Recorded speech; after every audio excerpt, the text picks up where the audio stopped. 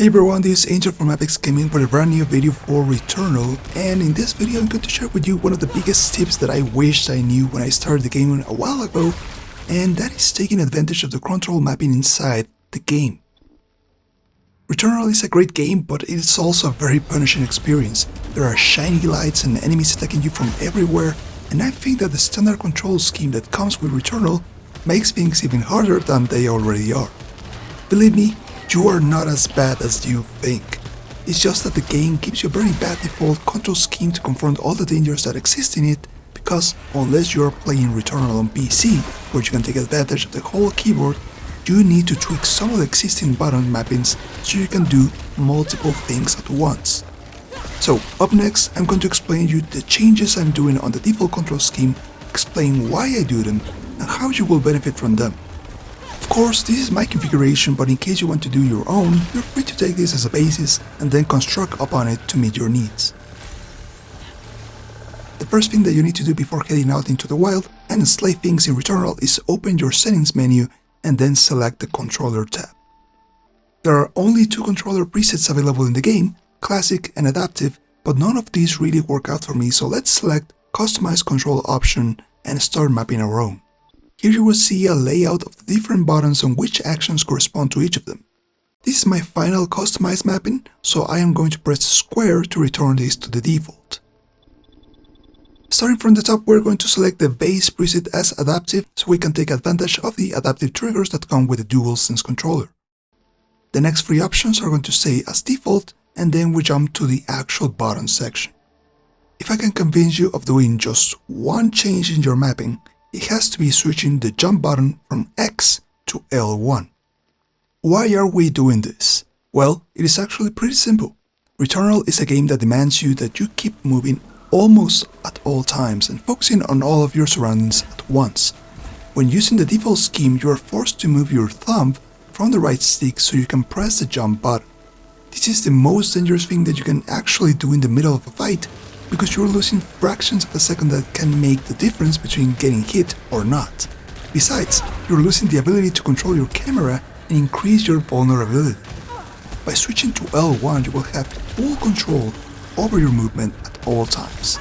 This will give you better overall control on where you are heading and make those split-second decisions come more naturally during heavy fights.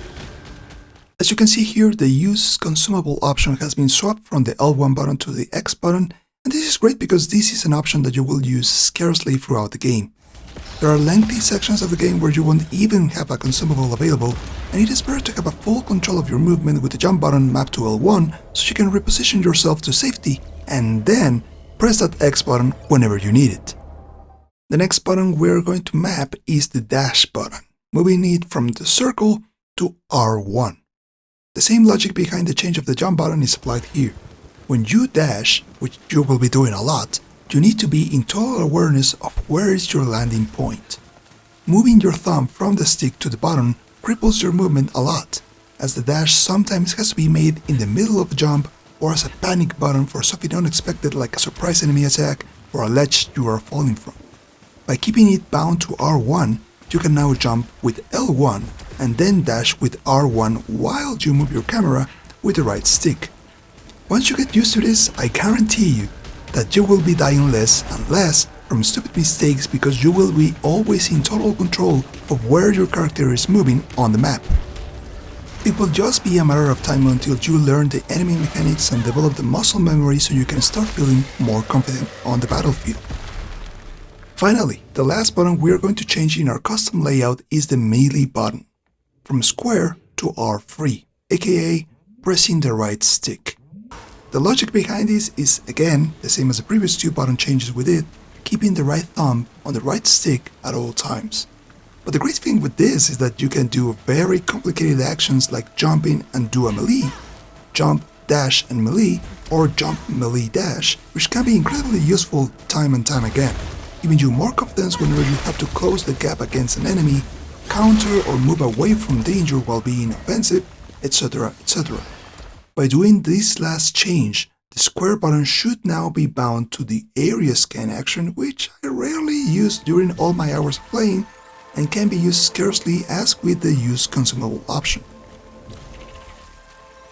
The only downside that I've encountered while using this mapping is something that I don't know if it's a programming error, but if you're trying to cleanse malignant items like a chest, key, silphium or resin, you won't be able to do this when you are pressing or holding the button prompted on screen.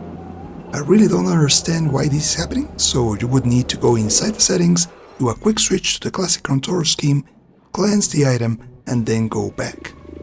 I hope this gets addressed in the future, but in my opinion, this is not a really big deal, as you shouldn't be using those valuable ethers on cleansing items unless it's totally necessary, but I just wanted to let you know that this is a tiny downside. So, that is my optimal control configuration so you can have a better chance for surviving in Returnal and actually enjoy the game. Give it a try, and if you have any different thoughts or control schemes that have worked for you, please share it in the comment section down below.